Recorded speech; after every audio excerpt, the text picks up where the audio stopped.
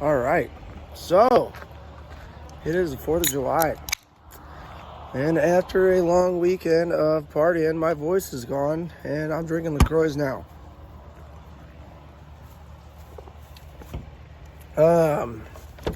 Hopefully this is the video a lot of people have wanted. I think a few people have asked for this.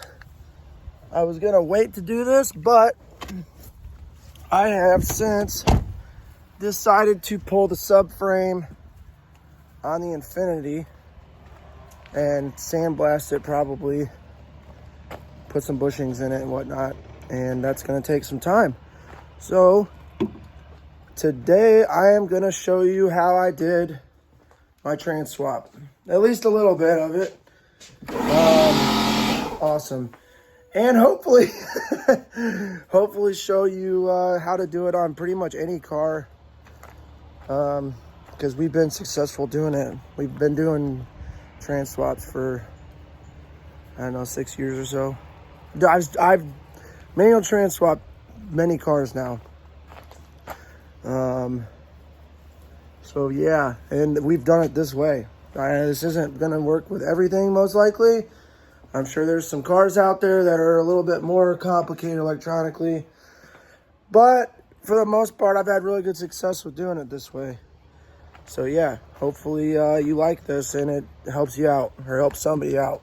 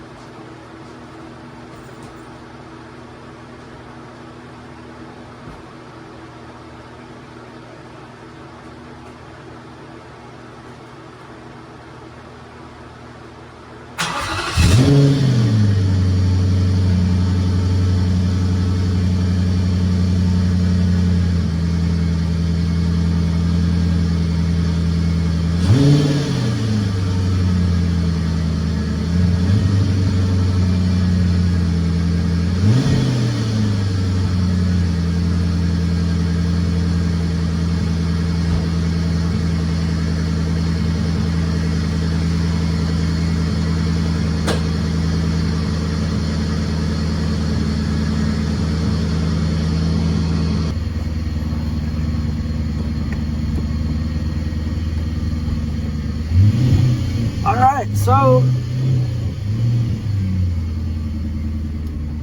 since I'm dropping the subframe now, I'm gonna put the car in the shop the other direction so that the subframe's closer to the door. So we gotta flip her around. I did not tighten the shock all the way when I temporarily put it back together, so no funny business right now. It sounds fucking horrible.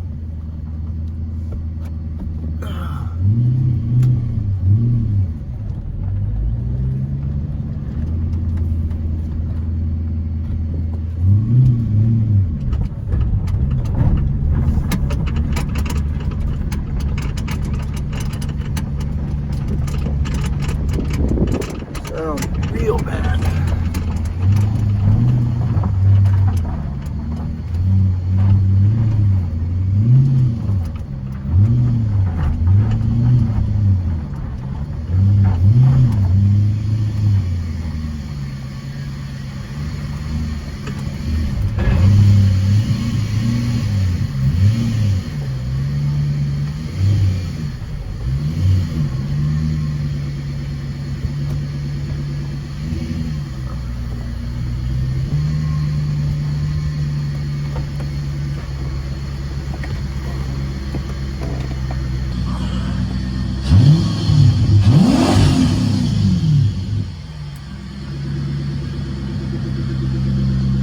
Make sure we're good.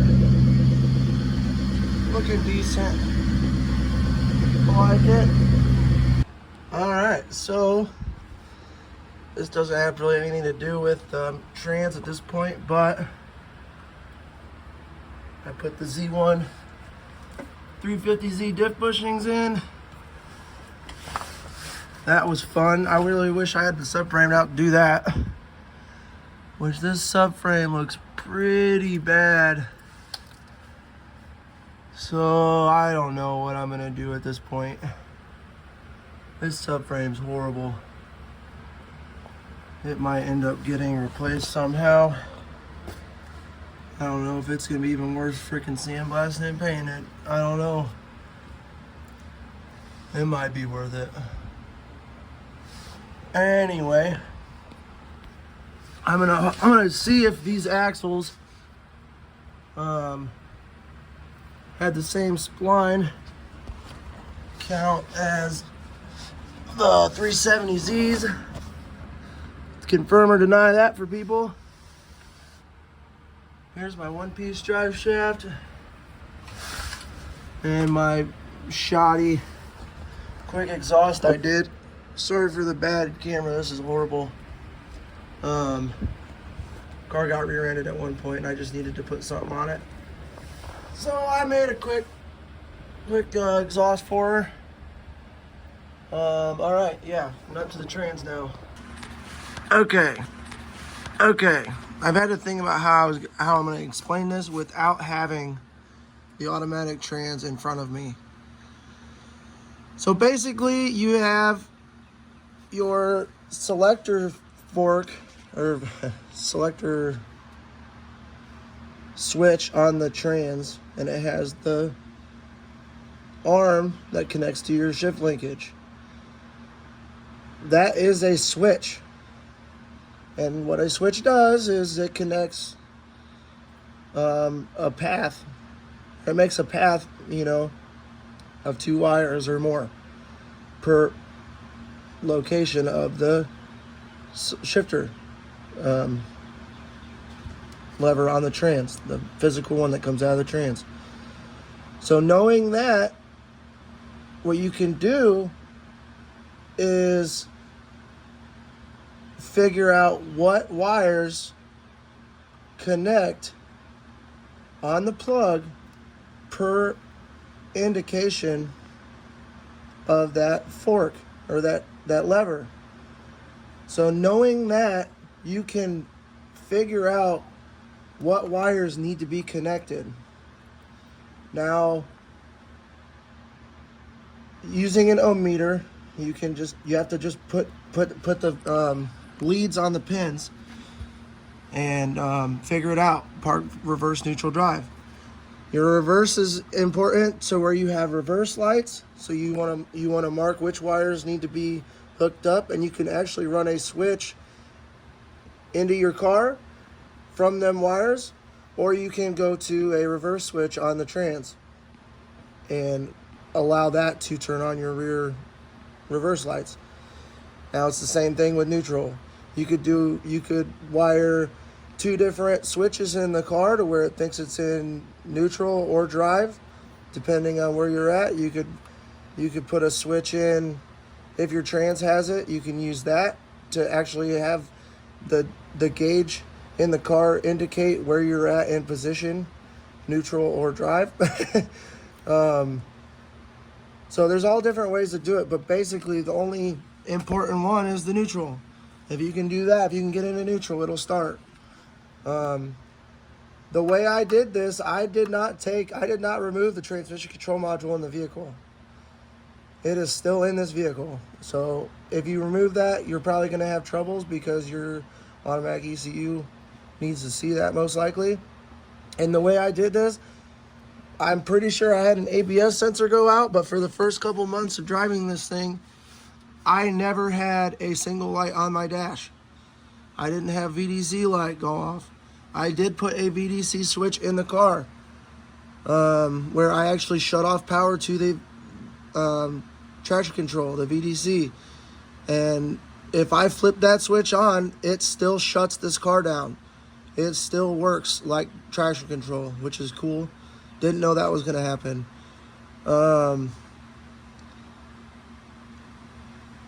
And hopefully that helps you out. It's actually kind of easy once you understand a little bit of resistance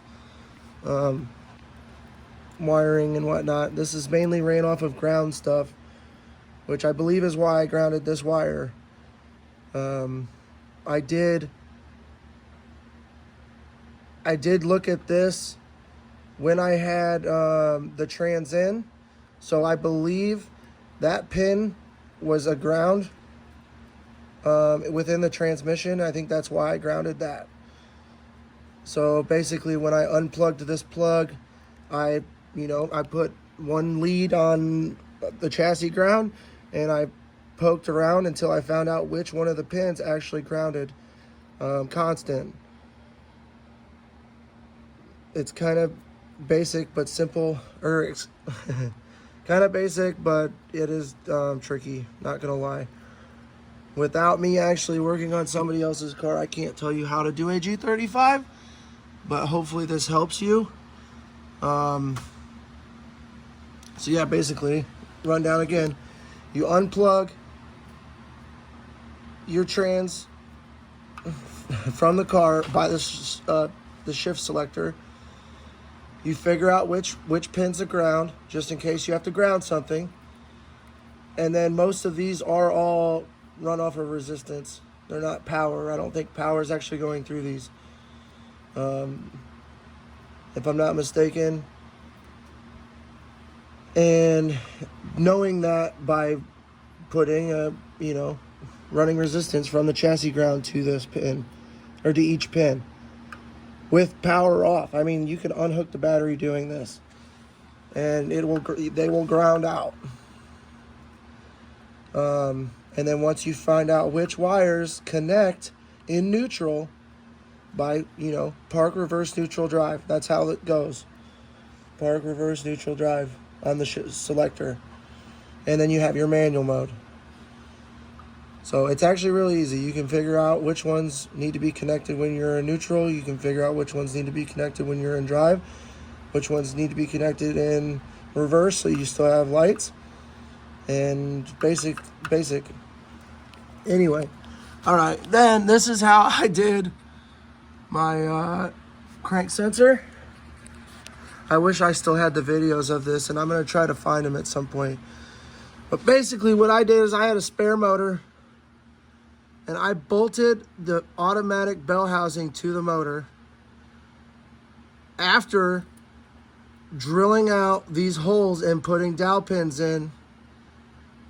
That the ID was the same size as a drill bit. That was the same size as the OD to another dowel pin that fit in that sleeve. So when I put sleeves in the auto bell housing, it was 1/2 inch hole ID. I stuck a 1/2 inch drill bit in there, which is then centered off of that dowel pin or that bushing, and I drilled into the block with that 1/2 inch bit. Fuck the threads. It was another motor that I wasn't planning on running ever again, or needing that hole. So I then pulled the drill bit out and I stuck a 1/2 inch dowel pin inside of that motor, and I pressed it in there. Well, when I cut this block out, it then slid right on them dowels like it was meant to be. Therefore, when I cut it out, I knew that this was going to be in the exact same position. And I had to do this with the spacer in between, so where it maintained the same height or distance away from the block. And then I did the same thing with this. I cut it apart and I welded it together inside and out. It actually looks really good still. I've been beating on it a little bit. I really doubt this thing's going to crack. If it does, it does, because it's still going to be in the exact same position. That being said, I also added, having these 2 bolts in here, that is 2 more bolts that this trans adapter did not have. So that is awesome. It's actually stronger this way even. I did have to clearance the bell housing for the starter, which is extremely hard to see up there. And the clutch and everything is extremely custom. Extremely custom. Doing a trans swap on a 350Z would be much easier, figuring that the parts are already out there. Manual trans swapping an RX-7's easy.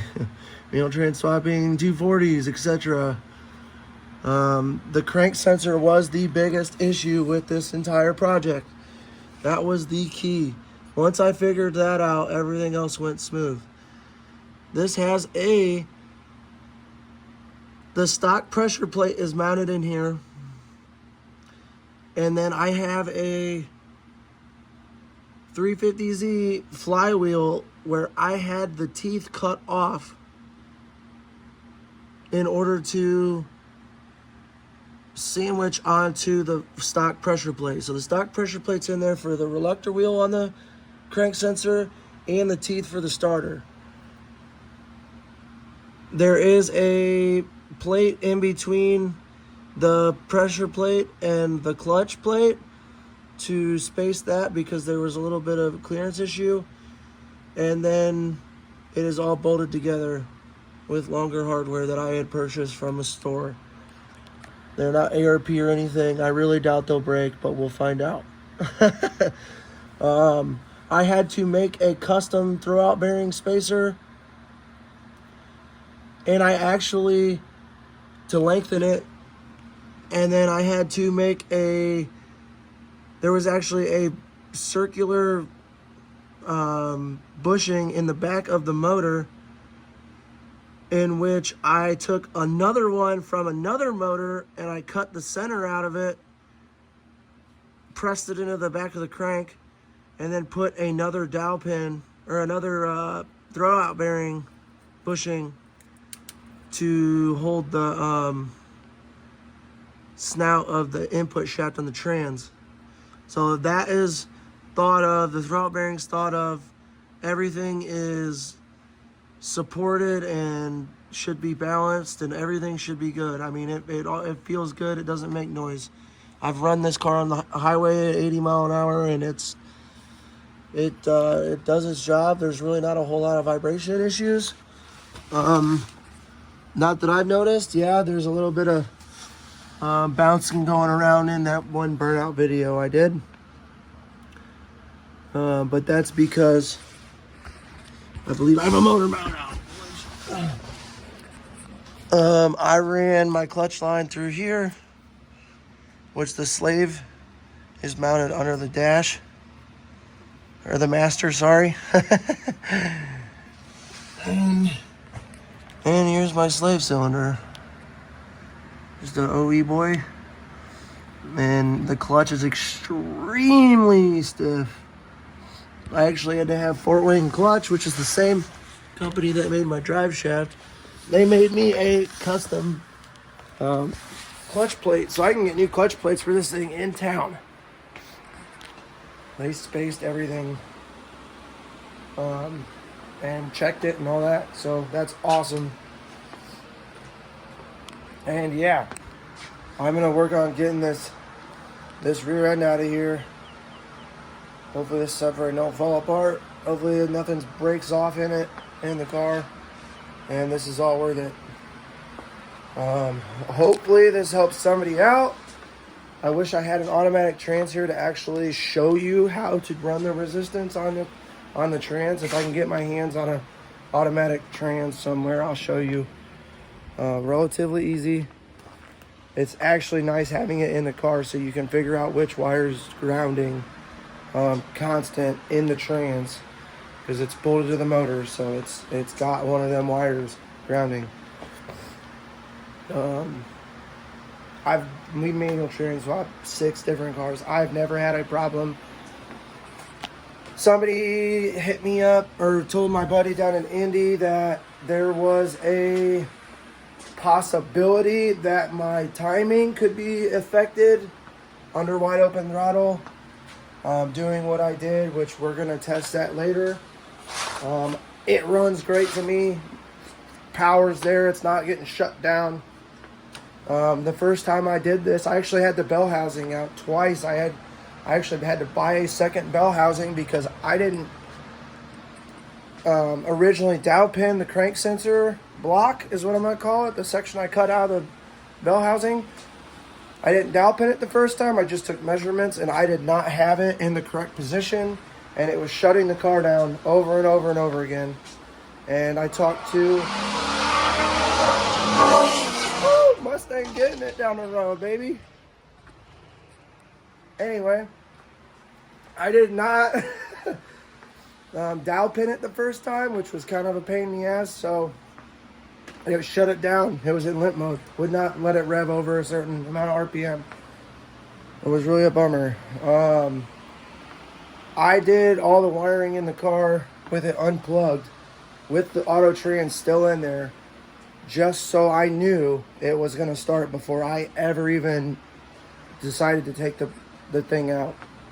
So that's how I once I figured out the wiring, I was game, set, match on doing it. And once it started shutting it down in limp mode, there's a company in Florida that they apparently sell a bell housing that bolts to a CDO09, kind of like the 2JZ automatic bell housing swap from Collins for 2J to CDO09, which is really what I wanted to do, but I didn't have the money to be able to fund somebody to build that for me, and I don't have the resources for measuring that stuff yet.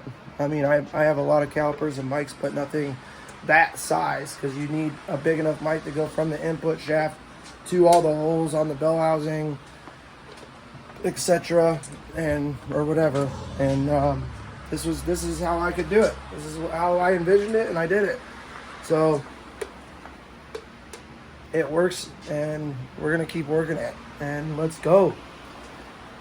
Hopefully this answers some questions. I'm gonna try to be making more videos here on this thing. I'm gonna get this subframe out. I'm probably not gonna record doing any of that work, but this thing's space shipping right now, and I'll probably be doing an update video when I get this subframe out. If you want to see more of Lucille, like and subscribe. And I'm pretty sure my phone's upside down right now, and this video might be fucked. Peace.